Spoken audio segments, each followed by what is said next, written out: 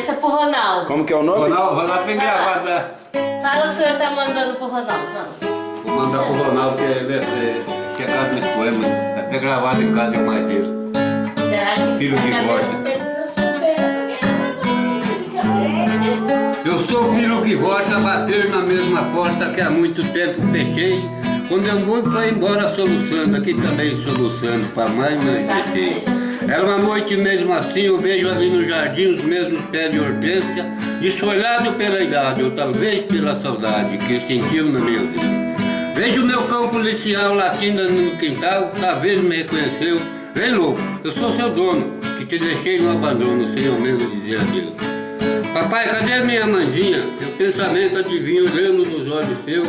Meu filho, chorando eu posso dizer, sua mãe não pôde viver, foi embora com Deus.